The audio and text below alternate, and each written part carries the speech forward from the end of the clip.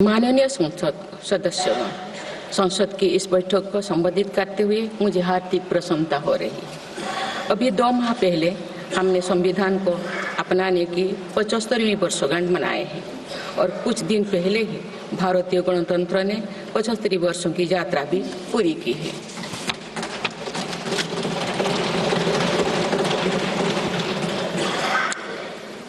ये अवसर लोकतंत्र की जननी के रूप में भारत के गौरव को नई ऊंचाई देगा।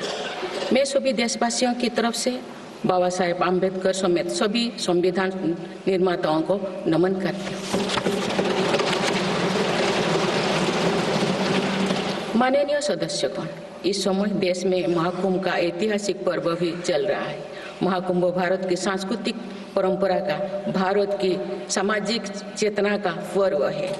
देश और दुनिया से आए करोड़ों श्रद्धालु प्रयागराज में पूर्ण स्नान कर चुके हैं। मैं मोनो अमावस्या के दिन हुई हादसे पर अपना दुख व्यक्त करती हूँ।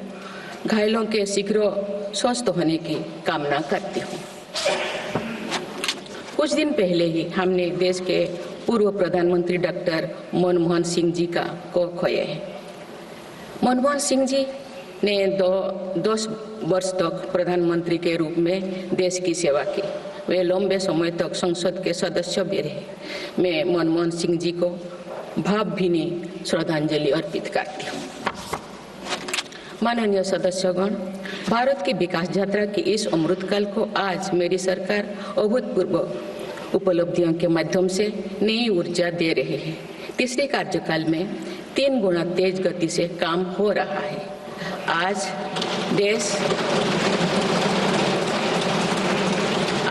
देश बड़े निर्णयों और नीतियों को असाधारण गति से लागू होते देख रहा है और इन निर्णयों में देश की गरीब, मध्यम वर्ग, युवा, महिलाओं, किसानों को सर्वोच्च प्राथमिकता मिली।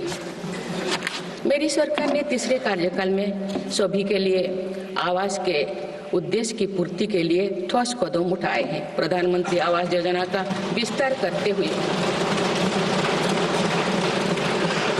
3 करोड़ अतिरिक्त परिवारों को नए घर देने का निर्णय लिया गया है। इसके लिए 5,36,000 करोड़ रुपया खर्च किए जाने की योजना है।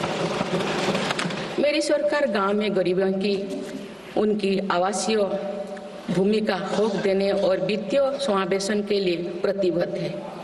इस दिशा में स्वामित्व योजना के अंतर्गत अब तक 2 करोड़ 25 लाख स्वामित्व कार्ड जारी किए गए। इनमें से करीब 70 लाख स्वामित्व कार्ड पिछले 6 महीने से जारी किए। पीएम किसान सम्मान निधि के तहत करोड़ों किसानों को पिछले महीने में 41,000 करोड़ रुपया की राशि का भुगतान हुआ है। जनजातीय समाज के 5 करोड़ लोगों के लिए धरती आबा जनजातीय ग्राम उत्कर्ष अभियान प्रारंभ हुआ है।